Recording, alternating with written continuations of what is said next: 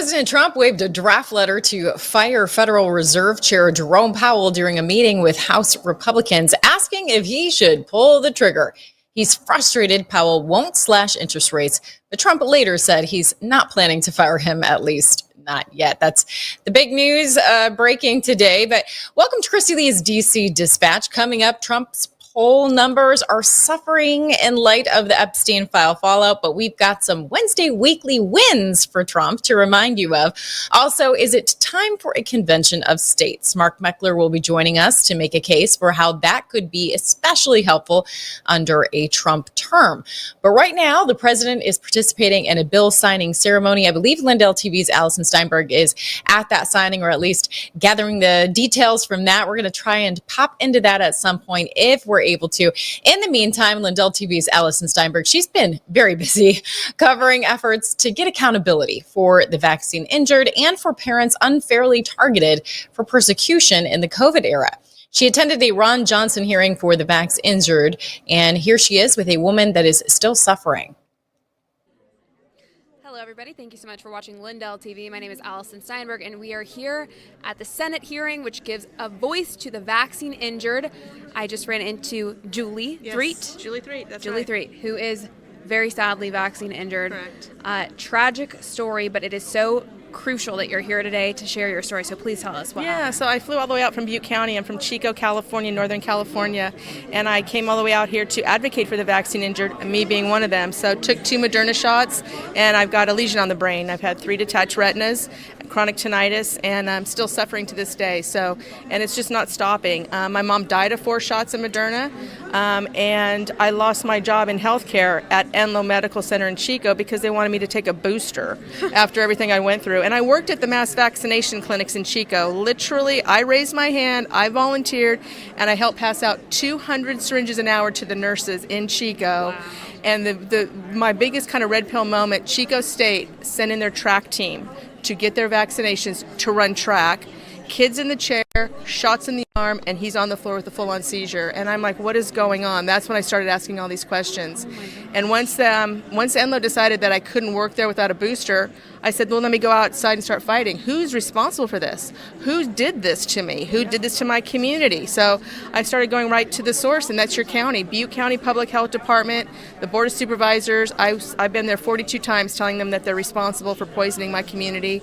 And now I travel with another whistleblower, because I'm essentially a whistleblower having been on the inside, around California. I've been to 28 counties in California, going to every county to tell them, you're poisoning your people, you need to stop this, you need to go get some help for the injured. Yeah. And then, and it just goes on and on. So I flew out here yesterday. Wow. And sent Ron Johnson my testimony. Obviously, they have a limited number of speakers, but Children's Health Defense is here. You're going to hear from a number of different vaccine injured, because it's not just the COVID shot. I was True. completely pro-vaccine until I got Really? hurt. Oh, yeah. Wow. And now my dogs won't take a vaccine. I'm telling with you on there's that. no way. This big pharma vaccine cabal is out. It's ridiculous. My cats are very anti-vax. Yeah, 100%. No, it is just as bad for pets. It So is, it really is. things you find out. So. Yeah, it's sick. It's beyond corrupt. What was the response when you tried to raise awareness around this? Oh man, What I was that tell like you, for they kicked me out of. I've been in all these social clubs in Chico, right? So they started kicking me out of all the clubs because you go up against medical establishment. You go up against even your conservatives. Doug LaMalfa, I'm calling you out, Congressman LaMalfa. He's doing nothing. I know James Gallagher, state assemblyman. I go to Sacramento. I'm knocking on doors, and they don't want to talk about it. Wow. They want it to go away, and I'm sorry to say, it's not going away. We're here to keep this alive. It's absolutely not going away because now you have to suffer the consequences of this. And they're fallout. still giving it. They they're just still approved giving it. Hello, Marty McCary. What are you doing, FDA What is Commissioner? going Why are you approving Moderna shots for kids? What is going on, Robert Malone and the ACIP committee? Why are you still Thank approving you. this garbage? It's horrific. Thank you. Do you have any conclusions as to why you think this may be happening? RFK was put here, I know. who has been And very vocal. And I was part of his campaign team in Oh. Chico, California, Butte County. So I'm like, I helped to get him elected, even though I'm a Trump supporter too. I'm like, what is going on? And so I'm tired of waiting for the plan. I'm tired of being patient. But it is a big cabal. It is a lot of big, powerful players. It's all about the money. It's all about the billions of dollars. And somebody somewhere doesn't want this to stop anytime soon, and I can't figure that out for the life of me. So it's really heartbreaking and sick that we're still having to deal with this. I know the COVID issue is massive to the MAGA base. I think Correct. we were really having high hopes that Trump would address this and, prosecute the criminals behind it. Do you think we'll see any justice there? I have high hopes for Trump. I think that, he knows that there's a problem with these things, but he's going to rely on RFK Jr. I'm going to just call it out. I think Susie Wiles is a little bit of the head of the snake. She's a gatekeeper. She worked for a big pharma lobbyist firm, and I think she just stops and blocks a lot of stuff that needs to get to him. If I were to sit next to him in a bar or at a restaurant or whatever, run into him and say, hey, look, this stuff's injuring people. Can you move things along a little bit? Because I'm concerned for you, sir, because I think you took a shot, and maybe you need to check your health, but or your grandkids, or your beautiful daughter-in-law who took the vaccine too. I mean, you got to know this stuff is toxic. So it is. And why do you think it is that Senator Ron Paul is really the only one who's been outspoken? We were actually covering another hearing that he did pertaining to the COVID weaponization and the fallout from that. I mean, it still hasn't been resolved. He's really the only one talking about it. Why? I don't know. I think again, there's this whole weird craziness between we created this bioweapon, this virus, right, in some crazy lab somewhere, whether it's University of North Carolina, Chapel Hill, Dr. Ralph Barrick, some these crazy mad scientists creating this gain of function virus, unleash it on the world, and then the pharmaceutical products are right there. The remdesivir is killing people in the hospital. That got people all scared.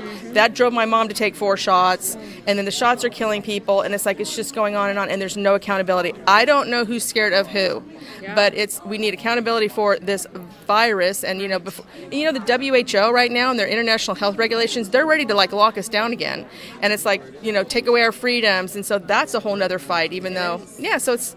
What is going on? It's sick and it's scary, and it's my prayer that people have not gotten complacent because, they think Trump's back in office. Oh, we get to just chill now. Everything's great. Yeah. No, that's not the case. As you mentioned, the WHO and many other globalist-run organizations are still working tirelessly to implement Agenda 2030, mass vaccinations, 15-minute cities, stay home, get the shot, don't participate in society unless you're up to date on your, vaccinations, and it's sick and it's not going away.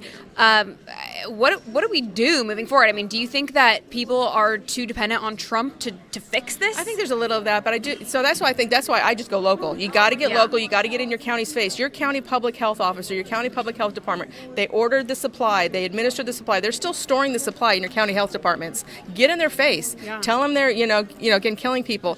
I also go to Sacramento to the California Board of Pharmacies. I mean, have you been to your pharmacy in your local Costco or your Walgreens? There's shot advertisements all over the place. Oh, there is. What shingles and RSV and pneumonia and flu. I mean, come on. We give more vaccines in this country than any other country on the planet. Why do we have 60% of our kids with chronic illnesses? Come on, it's not rocket science. We don't need, a bunch of math. We don't need any more research papers. Let's just be clear. Seriously, I mean, how much more do you need to study? The put two together. is all there. We don't need any more. We just need justice. Yes, and let's not forget, I actually saw this really interesting article this morning that I don't want people to forget the fact that during the scamdemic, they were planning on putting us all in camps. Oh, yeah, the FEMA camps. Yeah, FEMA for camps. sure. Yeah, no, they. Oh, yeah, so no. they will try to do that again. They will. There's some plague now rattling around the planet they're talking about. So yeah, the fear mongering, we're not up for it anymore. They tried with the measles. Oh my God, big measles fear mongering. No, sorry, we're not dealing with that either. Don't give the measles shot. Don't have your dogs vaccinated either. No vaccines all across the board. They're all bad.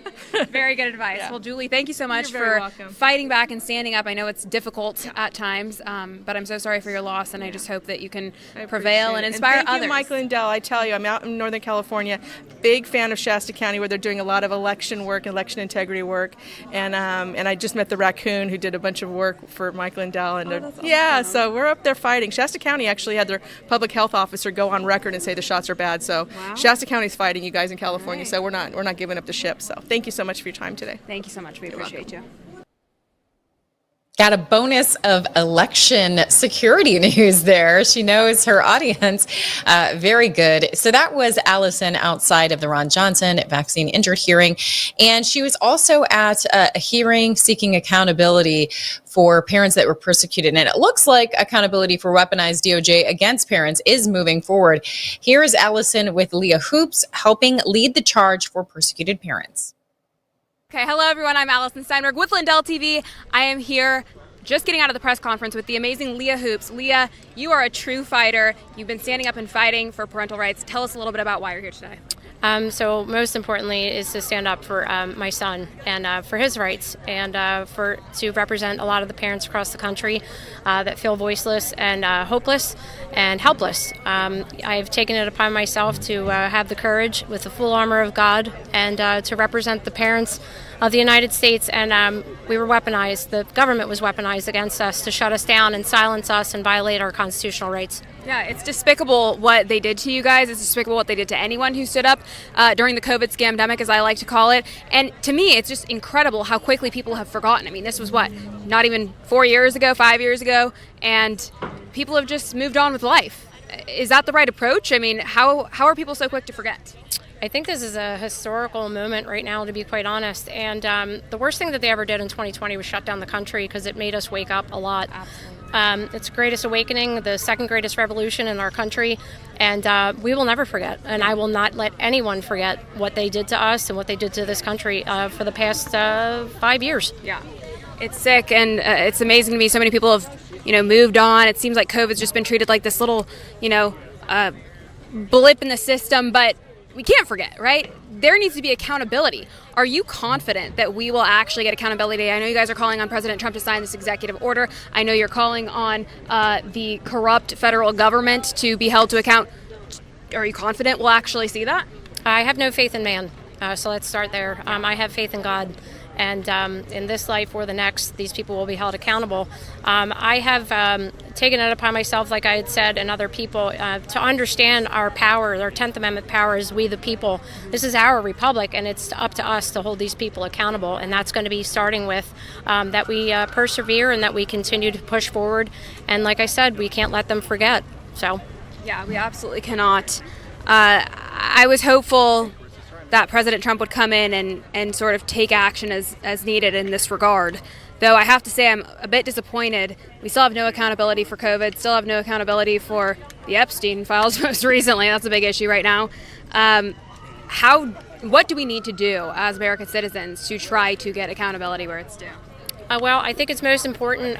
For 4 years, I watched a lot of people do a top-down approach, which I think was a very grave mistake. Our revolution was won in local pubs and paying attention to your backyards. And I feel that if people just stayed within their local communities and paid attention to what's going on in their school boards, to what's going on in their counties, that's where the corruption is happening. It trickles down from the top, all the way down to the local levels. I mean, my county is the 5th largest county in Pennsylvania, Delaware County, and it's hands down the most corrupt.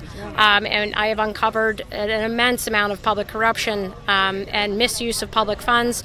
So I would say start in your local communities. That's where your power as the people truly is. That's such great advice. We learned that during COVID. That is where the tyranny starts. And don't think that just because you live in a small town, everything is fine and well. That is a perfect place to start. And you can't expect the president to cover all these bases, right? It starts truly at the local level. What do you think is the best way for parents to get involved, fight back? What's your advice to parents out there who maybe have been too scared to speak up at this point? So first and foremost, talk to your children. I mean, it starts at home, and don't be afraid to talk to them. I know that they are being indoctrinated, and they've put up a big wall, but it is up to you to break that down brick by brick and talk to your children very honestly about the ideologies and the Marxism and the communism that are inside of the schools. That's where they spend most of their time. Talk to them about the dangers of, the weaponization of government. Talk to them about their constitutional rights. And learn yourself. It's something that you can do as a family. My son has become a huge conservative. He understands his freedoms, and he understands that you have to make sacrifices for your freedom and for your country. You absolutely do. Freedom is not free. And you mentioned something in your speech that I thought was so wonderful, and I just wanted you to touch on it again, that you did not get through this by your own strength, that it was by the grace and glory of God that you got through this touch on that a bit for us. So my faith is unwavering, to be quite honest. I put on the full armor of God every morning. I literally envision it every single morning. I pray, and that's where my faith lies, and it's pretty unbreakable at this point. So that's where my faith lies, and I'm not going anywhere. Like I'm here for a purpose. Yeah, you absolutely are. I totally agree, and I'm so grateful that the Lord is over this and was able to facilitate this incredible event today. So thank you so much for being here. I do also want to point out that all the crowd you see behind us here is not the parents who have been so bold to stand up and fight back against the tyranny, though there were some of you. This is a group of, Democrats that are fighting on behalf of illegal aliens. So you can see where the priorities lie in this country. It's very sad. We still have a lot of work to do, so everyone get active, get involved. Leah, thank you so much for all that you do. We really appreciate it. Thank you. Yes. And thank you to Ellison for that coverage. We are going to take a quick break, but when we return, we're going to cover some Trump wins. We got a new segment here, Wins for Wednesday, and then we'll be bringing on our first guest to talk about a way that could possibly increase trust in President Trump. So that's coming up after this quick break. Whether it's being a weekend warrior or spending time with your family, feeling your best is the key to doing the things you love. That's why I'm excited to tell you about Nirvanta. It's a natural solution designed to help you stay active and live well naturally. Nirvanta is a topical blend of all natural essential oils like frankincense, myrrh, and a proprietary gold standard plant stock extract. It's perfect for your hands, feet, knees, back, or anywhere else that needs a little extra care. Use Nirvanta proactively as part of your daily maintenance routine, and you're guaranteed you're going to feel the difference. Simply massage Nirvanta in for at least 60 seconds, 2 to 3 times a day to get the best results. And if you're not completely satisfied, you get your money back. No questions asked. There's simply no risk and no reason not to try Nirvanta today. Right now, you get 15% off with code Lindell exclusively at nirvantahealth.com. So stop reaching out for that medicine cabinet. Get Nirvanta instead and experience the difference. Go to nirvantahealth.com. Use code Lindell to get 15% off today. Nirvanta Health. Live well naturally.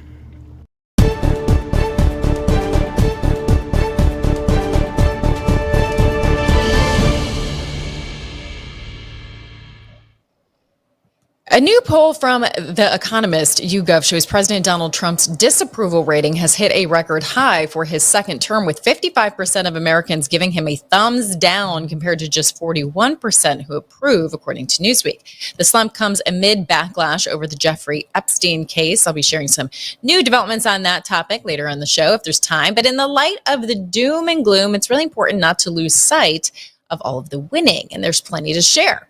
How about Adam Schiff getting a taste of his own medicine? The Gateway Pundit reports President Trump dropped a bombshell on Truth Social, calling out Senator Adam Schiff for alleged mortgage fraud caught by Fannie Mae's Financial Crimes Division. Trump slammed Schiff as a scam artist and lowlife, claiming he lied about his Maryland home to snag a cheaper mortgage while representing California. This fiery accusation is stirring up a storm, and all eyes are on Schiff now. Of course, Schiff is firing back, calling it a baseless attack and political revenge, saying a DOJ probe would be an assault on the rule of law. But isn't that rich coming from Adam Schiff, considering all those shows that Shifty Schiff went on, claiming he had evidence? Trust me, I really do. I have evidence of Russian collusion to target Trump, none that he ever produced. So it was okay to target the president, but it's not okay to target him personally for more than they dreamt up and created for Trump.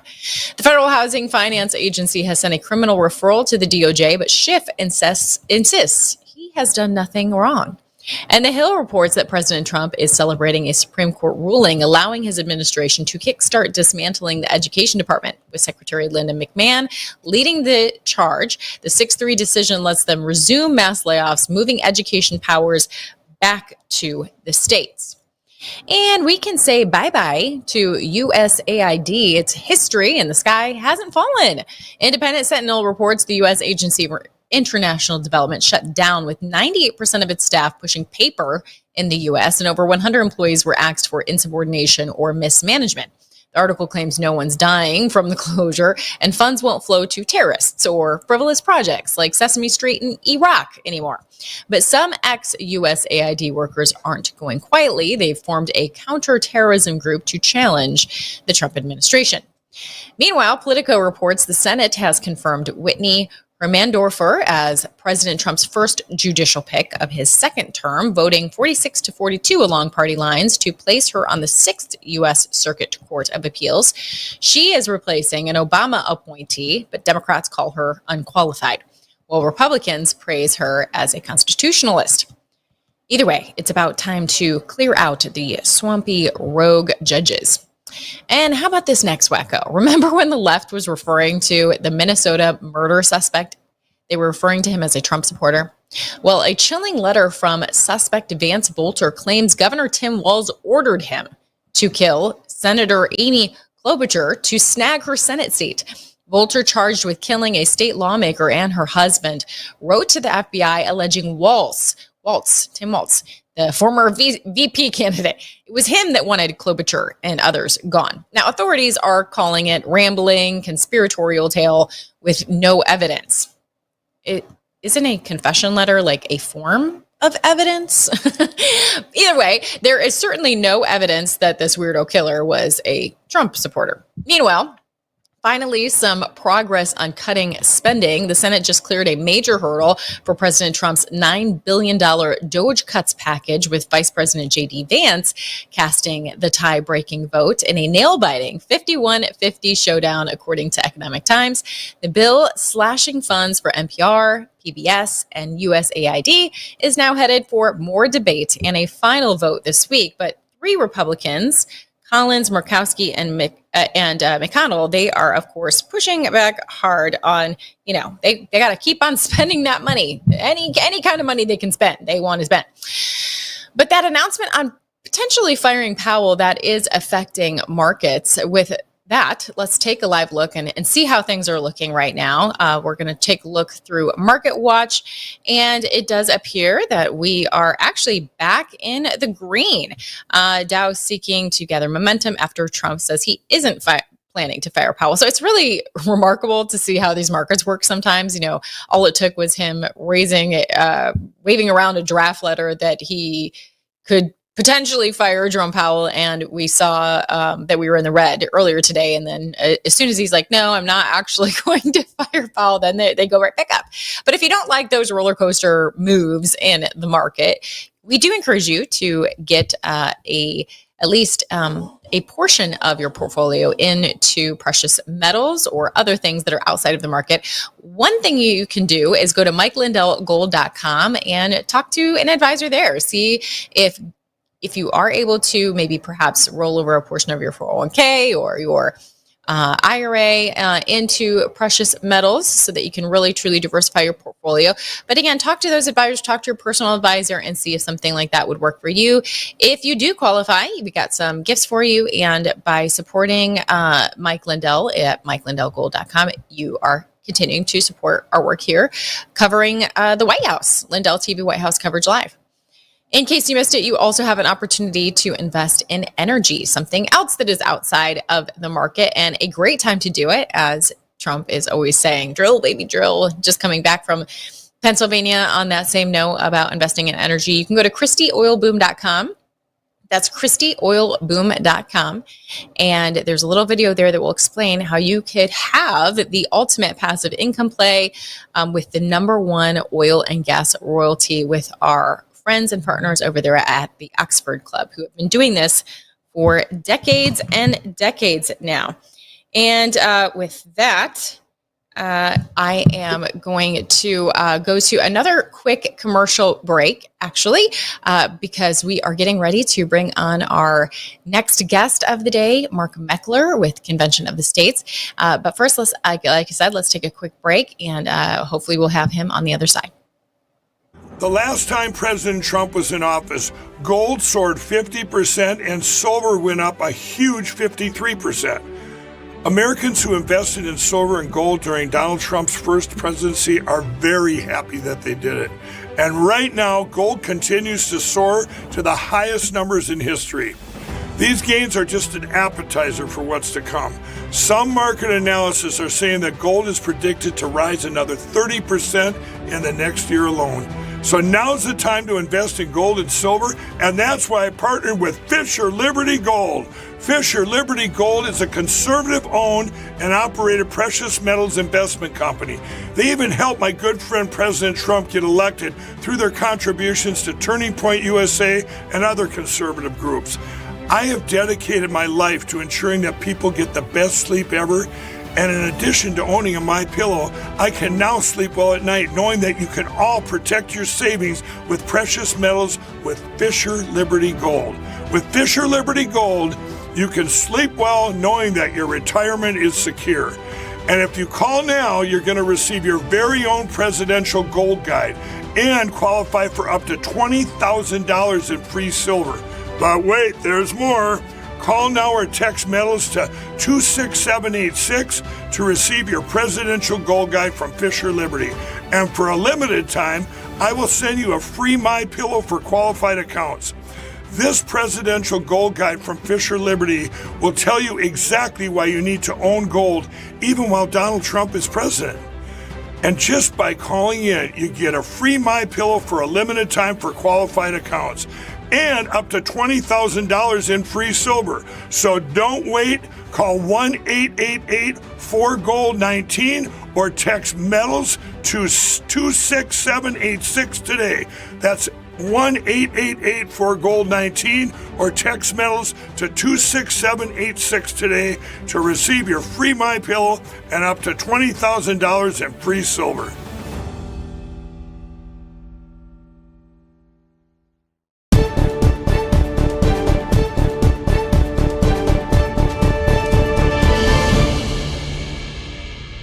All right, welcome back to Christy Lee's DC Dispatch. Poor Trump polling is also being reflected on the GOP. A new poll from Echelon Insights shows Elon Musk's America Party could rock the Republican vote in the 2026 midterms, pulling enough votes to flip a tight GOP lead to Democrats. Well, most Americans aren't sold on a Musk-backed third party. The billionaire's rift with Trump over a massive spending bill is fueling this move, and it's got the GOP lawmakers sweating. Now, Ben Shapiro has offered an alternative path for Musk, one that we also heard being offered up by Governor Ron DeSantis and others. So take a listen.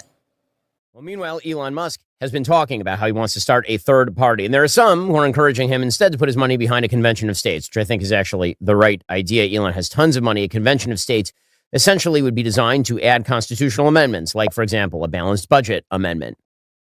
Like, for an example, a limited government amendment. There are a bunch of things that could be done on a structural level that would actually help and could be done by a convention of states. That'd be the best use of the money. Elon instead wants to launch a competitive third party. Now, could that be done on a presidential level? Sure. It has yet to translate into a durable third party in the United States for a very, very long time. According to Politico, he is speaking with one-time Democratic presidential candidate Andrew Yang about the nascent effort. Now, listen, I'm not a huge fan of Andrew Yang on universal basic income, but he has a sort of technocratic approach to government that I can see why Elon would like, although Andrew Yang is certainly not a small government guy. Yang said, "I'm excited for anyone who wants to move on from the duopoly. I'm happy to give someone a sense of what the path looks like." So unclear exactly what they talked about.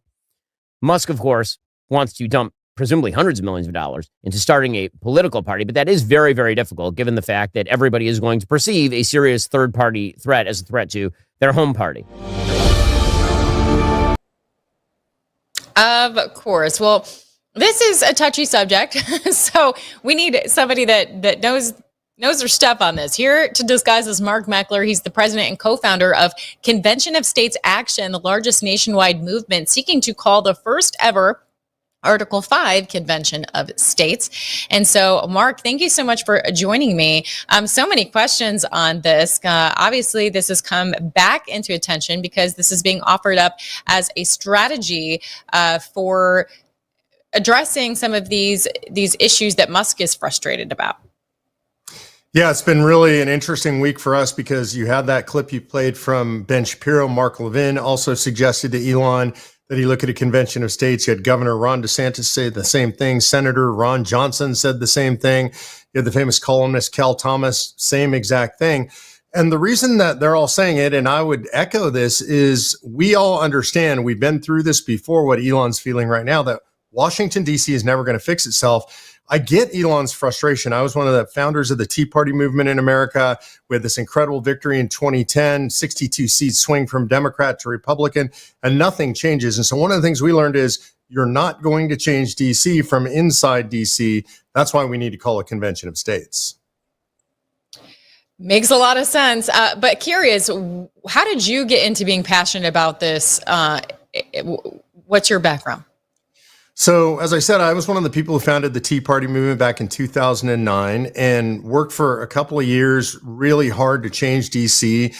Led to this great electoral victory. I was on Capitol Hill in November 2010 when this huge class swing took place. And I really had a full expectation that Washington, D.C. would understand that this was a clarion call for change, that we wanted to return to the Constitution, wanted to return to fiscal responsibility, we wanted to return to a free market economy. I expected all those things to happen. And frankly, what happened was nothing. Congress did exactly the same thing. So again, this is what Elon's experiencing, which is he helped win an election for Donald Trump. He took over Doge. He was trying to propose $1 trillion in cuts, and then virtually nothing happened. This big, beautiful bill. I don't love it. I think it was the best we could get under the circumstances, but he was very frustrated. So I was frustrated back in 2012 in the same way. And I realized there was a mechanism in the Constitution in Article 5 to allow us to wire around a recalcitrant federal government that had grown outside the reach of the American public. We can impose things like a balanced budget amendment on. We can get the things that Elon Musk wants. We could do away with the Department of Education and Energy and Health and Human Services. We could do that permanently and constitutionally, and it doesn't require the permission of Congress or the president or the courts. So I think that's the real reason that I got involved in it, because I was just looking for an actual solution.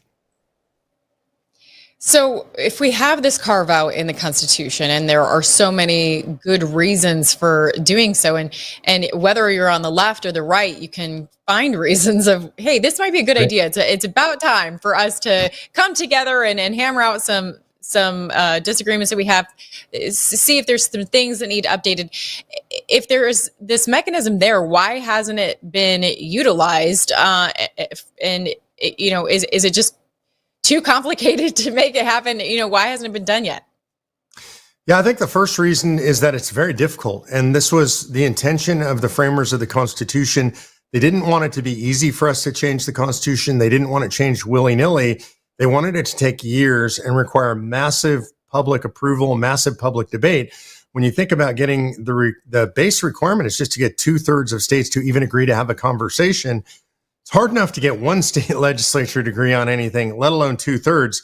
So far, we have 19 out of the required 34 states have done it. So that it's just a monumental task. By the way, this is the highest bar in the American system of governance. That's what the framers wanted, to take 34 states to do anything. There's nothing else like it. And anything that comes out of that convention is just a suggestion to the states for an amendment. And then it takes 38 states to ratify. So this is a very difficult process. There's never been an organization like ours that was organized nationwide to do this. We have leadership in all 50 states. We've been at it for 11 years now. It is a very difficult task, but we intend to get it done.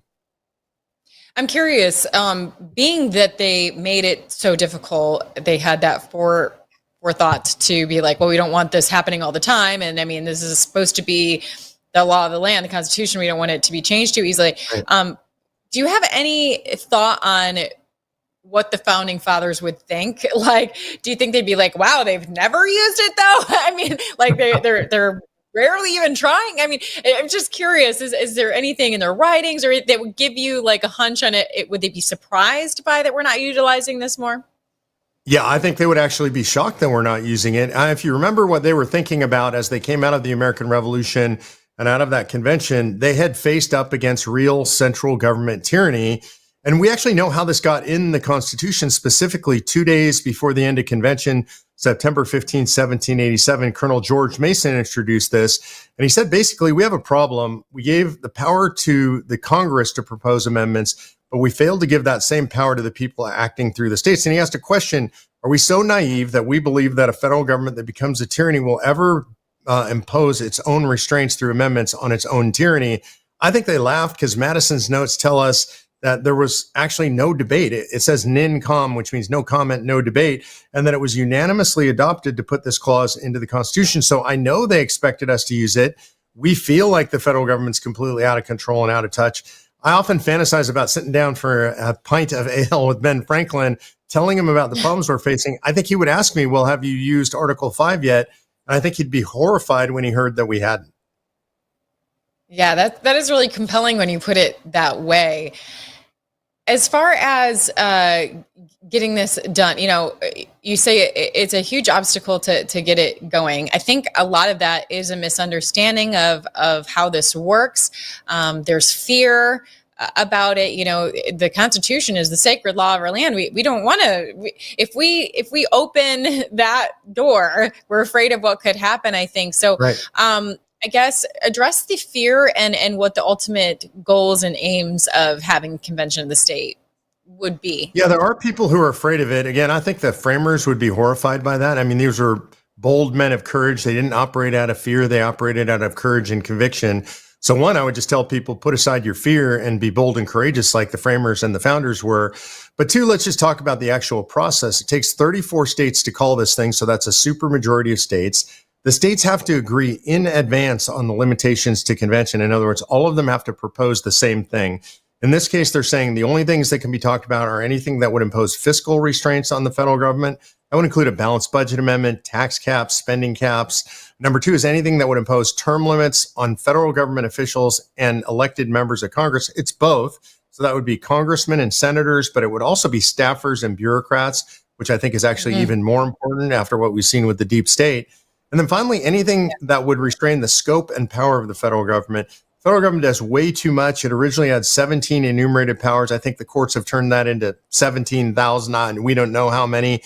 But what we need to do is tell the federal government, no, you may not be involved in things like education or energy or healthcare or housing. These are things the federal government was never intended to be involved in. Those powers don't exist in the Constitution. They've been granted by the courts. And so that's what it's limited to, is to discussing those things. The second safeguard is, and really the biggest, is to remember anything that comes out of convention, it has to be approved by 38 states. It has to go out for ratification. And I've posited this to millions of people, literally. I don't mean to sound hyperbolic, but I've been on all these shows like yours, hundreds and hundreds of them. And I always give out my email address. It's mmeckler@cosaction.com. And I say, if you're worried about this, if you're afraid of an amendment, tell me what amendment you're afraid of, and then list the 38 states that will ratify it. I've been doing this 11 years now. I've never received an email because there's nothing to be afraid of. Interesting. So we do talk about the fears, but there is also evidence that there is becoming nationwide appeal for this. Can you bring me through what people are starting to say on both the left and the right about the need for a convention of states? Well, I would say primarily on the left, they don't like this idea. I mean, we're regularly attacked by groups like Common Cause and Planned Parenthood and La Raza and MoveOn.org. And what they say, and I'll say I rarely say this about the left, I'm a person from the right, they say that our intent is to reverse 115 years of progressivism, and that's absolutely true. So I don't often say the left is telling the truth. In this case, they're telling the truth. On the right, what we're seeing is a rising tide, as you heard at the beginning of the show. Mark Levin, Ben Shapiro, Senator Ron Johnson, Cal Thomas. And if you look at the administration, we have the support of Secretary of State Marco Rubio. We have the Press Secretary Caroline Leavitt. We have Pete Hegseth, Defense Secretary, Brooke Rollins, the Ag Secretary, J.D. Vance, the Vice President. All of these people have previously expressed support for Convention of States. So we see that this is rising in the United States of America. The big, beautiful bill, while I think it was the best they could get under the circumstances, real conservatives, fiscal hawks are very frustrated by it. They know we need to do something else. So I think this is an idea whose time has come.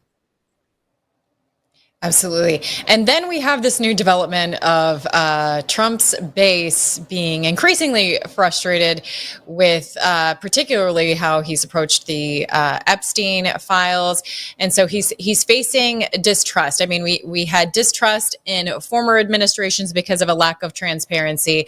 And now when it appears that there's a lack of transparency, it's like, man, what is going on? I mean, he's also been promising to reduce the size of government, but having resistance every step of the way, even among his own, even among the GOP. He's been fighting just to get this rescission package. So if he wants to earn trust back, if he wants those poll numbers to turn back around in his favor, do you think that this is also a mechanism if he started to be like, you know what, we all need to meet. We need to discuss these things. And do you think that that would help? Yeah, I do. I mean, there's two things I want to say about that. First is I agree with what people feel generally about the Epstein file situation. Look, I have a lot of faith in the president. I trust him, but I think that particular situation has been grossly mishandled. I place most of the blame for that at the feet of Pam Bondi. She promised and then failed to deliver repeatedly. She turned it into a press spectacle. She went on to Hannity's show and said that she was going to release all this stuff. And then she brought all those influencers in and gave them basically notebooks that were full of public information. Then she said that was just phase one. Then she said the files were on her desk. I mean, it's just been a disaster of a PR. And so I think the way to fix that is really just total transparency. I think she needs to step up to the microphone and say, look, I screwed this one up. I did things I shouldn't have done. Now we're going to sit here. We're going to answer all the questions you have. We're going to do it as long as it takes. That's how I think you fix that situation and restore some trust. But I do think overall, President Trump could generate some serious positive press for himself and serious headlines and saying, we're going to deal with term limits. We're going to deal with forcing a balanced budget. I think the markets would like that. The bond markets would certainly like it. And I think his base would love it because they would see he's frustrated with what's going on in DC. He knows it's not enough. And so he's going to go outside DC to his base, to the people, to help him get the victories he needs. Excellent. Well, Mark, this has been fascinating. If people want to learn more and if they want to take your challenge to email you with their fears, what's the best way to go about doing that? Yeah, go to conventionofstates.com and sign up to help out, to let your legislators know, your state legislators, that you want this done. To get involved, you can click on the Take Action tab and we'll put you to work for sure. And if people want to follow me day to day, that's at Mark Meckler on X. Okay, so you can also send him a message there with your fears, and he will trust you there. Awesome, Mark. It has been such a pleasure. This is a topic that we don't talk about very often, but I think it is a fascinating solution to some of the resistance that we've been facing in trying to reduce a bureaucracy that doesn't want to be reduced. Like, okay, well, there may be other mechanisms. We always hear people saying like, oh, we need term limits, but they're not going to term limit themselves. So maybe we, the people, need to get together and talk about different ways we can enact these without having to go through the typical bureaucratic avenues. So I love it. Thank you, Mark, so much. And I'm sure we'll have you back sometime soon. Thanks for having me. You bet. President Trump, he has a bill signing going on, and he's been talking for about the past 20 minutes or so. We're going to peek in on that. And then when we come back, I am going to address the thing we're not supposed to be talking about anymore, just the latest in the Epstein drama and how that is not going away. But let's just peek in and see what they're talking about right now at that bill signing event. That's great. Thank you very much. Thank you, Mr. President.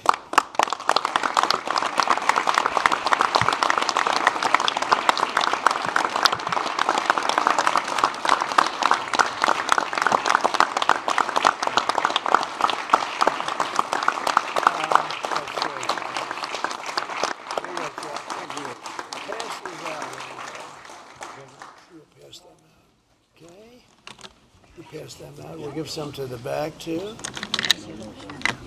Okay, we'll just pass them around. Thank you. Thank you very much, everybody. This is really an honor. Very important. One of the more important things that we'll ever sign, I suspect. And thank you all for the great job. Thank you, Mr. President. Thank you all for the great job. Thank you very much, everybody.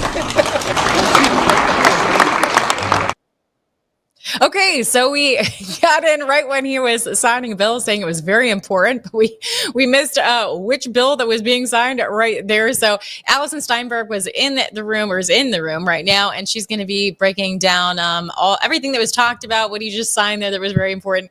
So don't go anywhere. Keep it here on Lindell TV, White House coverage live. But as I said, I also want to remind you, that we're able to bring you this with no spin because of viewer support. We are bringing you truth and honesty and what people are saying, not afraid to hit the hard topics. And if you want to support what we're doing here, continue to support Mike Lindell at mypillow.com/KL.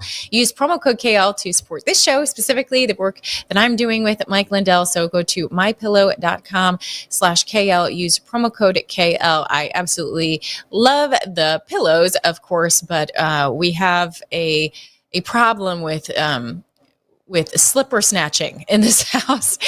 My daughter stole my slippers, so I had to get another pair. Now she's stealing those too. So the slippers are a hot popular item in this house, and really actually need to put a new order in for those energy drinks. They actually don't have caffeine in them.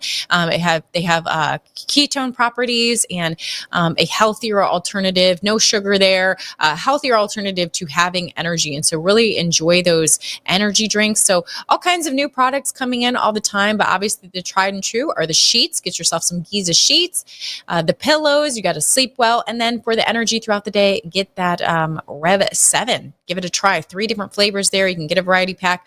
Use promo code KL to support this show there at mypillow.com. All right. So now we have to address the thing that we're not supposed to be talking about right now, the Epstein drama. It's not going away anytime soon. And Trump, he is fed up. In a Truth Social post, he seems to indicate he doesn't even want support from anyone who is pushing this issue anymore. You know, when it comes to with these long diatribes on Truth, sometimes you have to wonder how much he's trolling, how much he is actually trying to get people to make calls. You know, is this a strategy? Because now we have even Democrats asking for the Epstein files, something that was not heard of just a few short years ago. So you wonder how much of this is actually a play. It's like the Streisand effect, right? Like, I'm going to tell them not to talk about it, so they talk about it more. I mean, it's a possibility. He's actually calling Epstein a hoax. He says these weaklings continue forward and do the Democrats' work. Don't even think about talking about our incredible and unprecedented success because I don't want their support anymore. Again, I don't know how much I can take this seriously. But meanwhile, a bombshell from the Gateway Pundit, forensic experts have uncovered that nearly 3 minutes were cut from the DOJ's so-called raw Jeffrey Epstein prison video, not just the 1 minute at midnight as first reported. The footage released to prove Epstein's suicide was stitched together using Adobe Premiere Pro, raising huge, that's an editing program if you are not from the editing world, Adobe Premiere Pro, raising huge questions about what the DOJ might be hiding. But could a lot of this, like I said, be a game of chess to expose the left? Suddenly, Sunny from The View, she is a great example of the lib loop-de-doo flip-flop. Watch what she was saying then and what she's saying now, back to back. Watch. People were dying for this information. There was some sort of list that everybody thought was going to come out, and who's on the list. What's important for us to note is we shouldn't be repeating names that are on the list, because just because your name has not on the list, but in the documents, just because your name is on the documents doesn't mean that you have done anything criminally irresponsible or illegal or civilly irresponsible. Or that you were a client. Or that you were a client. These documents, as I read them, only reflect Epstein's sexual assaults of women and his sexual behavior. So I think that... And Ghislaine also? And Ghislaine. And so being named in this suit does not equate to being accused of wrongdoing. And I think that is extremely important because conspiracy theorists seem to not understand or enjoy facts. Yes. These are the facts. Yeah. There is a list. Trump's name is on the logs, the passenger logs of Epstein's aircraft at least 7 times. That's already been made public. I mean, of course, Trump is denying any and all allegations, but all of that information is out there. Why not just put it to rest and say, release the list? Oh, what a difference a year makes, right?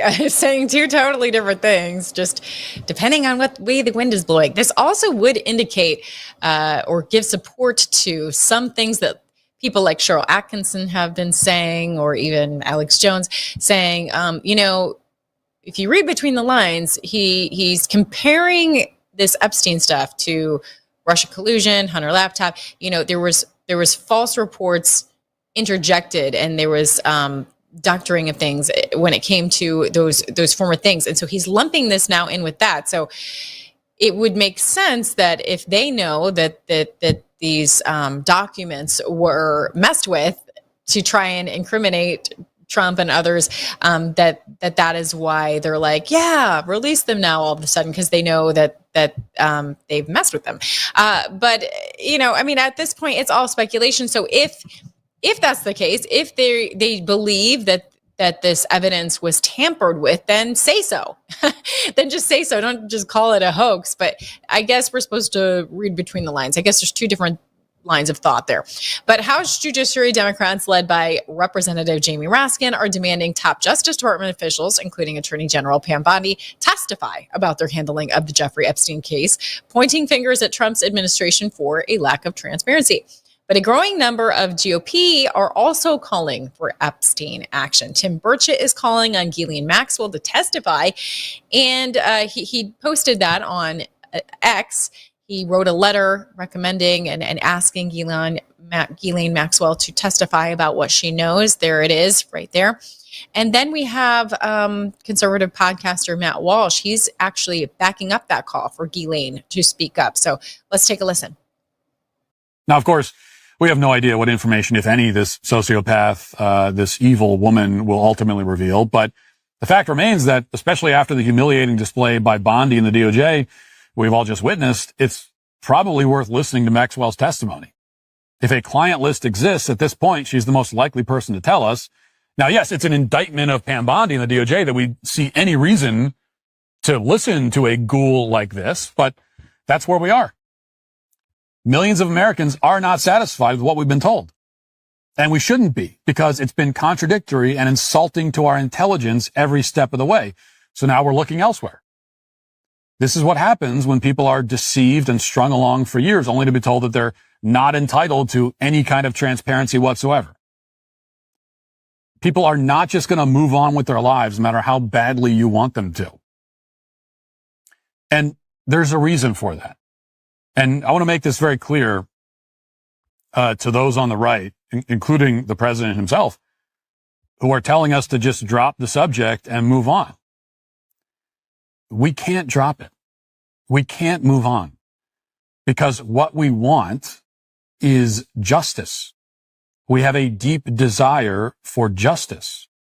And we can see how the corrupt and the powerful are never held accountable. We can look at our cities and see violent criminals running rampant in the streets, also not held accountable. We want these evildoers to be punished. Yes, we do. It is a righteous anger, isn't it? And speaking of Tim Burchett earlier, who was calling for Ghislaine Maxwell to testify, here's more on what he had to say about Epstein Watch. Should there be an investigation or a special counsel investigation? I don't know. I'm not an attorney. I just find them guilty and hang them publicly. I mean, that's not over the top either. I'm ready. I'm over it. It disgusts me. I'm big on clarity and transparency, and that's good reason people don't trust government, either party. Absolutely. Like I said, righteous anger. Politico is reporting Kentucky Republican Thomas Massie is shaking things up, launching a long-shot discharge petition to force a House vote on releasing all Jeffrey Epstein files, bypassing GOP leadership. This move comes amid fury from the MAGA base over Trump's Justice Department decision to keep those files under wraps. But with discharge petitions really succeeding, Massie, he's got a tough road ahead of him there. Politico also reporting a big move from House Speaker Mike Johnson. He is breaking ranks with President Trump, calling for the Justice Department to release all Jeffrey Epstein files, saying we should put everything out there and let the people decide. You know, I'm sure Trump and his circle have their reasons, but at the end of the day, we are allowed to ask questions and should be able to do so without backlash. You know, this is far too close to what we dealt with in the last administration, the last 4 years. We were silenced. We were taken off of social media. We were demonetized for daring to question the government, to daring to to ask questions, for daring to have a different opinion. And so I do not feel comfortable with anyone on the left or the right saying that we need to shut up about anything. No, we have our freedom of speech.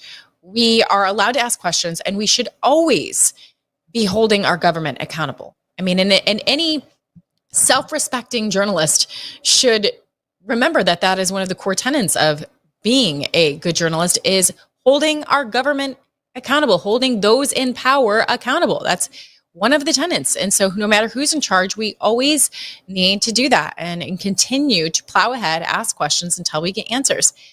And it's silly, the name calling that is going on for those of us that are trying to figure out what's going on, trying to figure out, what the good reasons could be for keeping this quiet. If there are national security concerns, then say so. Let us know what those, give us a hint of that it presents a national security concern. And we shouldn't be called any names, and definitely not anti-Semitic, for acknowledging the evidence that is out there of Epstein's ties to Mossad and Israeli intelligence, especially in light of Ghislaine Maxwell and her father. And Megyn Kelly, she's fed up about this. She's driving this point home. So watch. The facts, and I see you doing the same. Tucker's saying what his opinion is, which is not outside of the mainstream at all, that he thinks Epstein worked for Mossad or was somehow an asset to them. But this immediately, even if you're as staunch a defender of Israel in general, I haven't defended all the way they've conducted this war, but in general, their right to defend themselves after the horrific attack of 10/7, and of American Jews who are facing overwhelming discrimination on college campuses. Even if you're in my position, you get lunatics out there who accuse you of being like anti-Semitic because you are exploring this theory, which is such utter bullshit. And honestly, I will just say this for the record. If you think that those kind of smears are going to stop me from reporting, you haven't been paying attention to my career at all. If anything, when you accuse me of like that, I will double, triple, and quadruple down. It tells me that I'm onto something. So nice try, but you've chosen the wrong person. I can hear Tucker's frustration when they do this to him. He's much more controversial than I am because he's interviewing the president of Iran and things like I'm like I've been a defender of Israel. So people who say I'm not going to off, they don't know me at all. I'm allowed to figure out what Jeffrey Epstein's actual connections were. And if that leads me to our government or Israel's, too bad.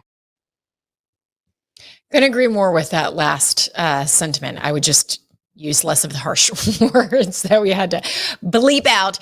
Interesting other development here is, with people increasingly frustrated with Attorney General Pam Bondi. Remember who was up for her job before? Matt Gaetz. People are like, oh, Matt Gaetz needs to get in there. Let's try and get him back in there because Pam Bondi, she's disappointing us. So it was interesting to me that Matt Gaetz is actually defending and advocating for Pam Bondi. Take a listen. President Trump never stopped building a business empire, a media empire, a political empire. We believe he has exactly the team to maximize success. Let's start with Pam Bondi. The Attorney General always takes a lot of flack in any administration, but look at what she has accomplished. The Bondi team successfully litigated away the judicial coup of nationwide injunctions. They did that. They won that for us. They have created the legal infrastructure for highly effective deportations. She's got the cartels self-deporting. She has targeted the criminals and the gang networks. Attorney General Pam Bondi is a star and has our full admiration and support. To those who don't share my enthusiasm, look at how far we've come. Attorney General Jeff Sessions is the reason Hillary Clinton got away with everything. The statute of limitations is passed to hold her accountable. Thanks, Jeff. He got the unceremonious beating he deserved on the way out the door from Senator Tommy Tuberville. After Sessions, we got Bill Barr. AG Barr is the reason legitimate questions about the 2020 election went uninvestigated by the Department of Justice. I personally know of cases Bill Barr shut down that related to voter fraud that could have told us a lot more about the networks and the people who are trying to destabilize our elections and our voting process. You don't think you're getting all the answers you want on Epstein? We never got the answers on an election that resulted in a dementia ward escapee being president for 4 years. After Bill Barr was Jeff Rosen. he was the acting attorney general. He allowed MAGA grandmothers to be hunted like Pam Bondi is hunting MS-13. Pam Bondi is the best attorney general. So there you go. He's defending her. And, I think we can walk in and chew gum at the same time. I think we can celebrate the wins as we did earlier. There is a whole lot of winning going on, and she has done a whole lot of good. But we need to hold the feet to the fire on the things that we need to continue to have good answers for, right? I think we can do both, and do both with grace and respectfully. All right. Well, that's it for Kristi Lee's DC Dispatch, but don't go anywhere. We have lots of more on Lindell TV White House coverage. So keep it right here. We'll find out more about that bill signing and more. Thanks for watching.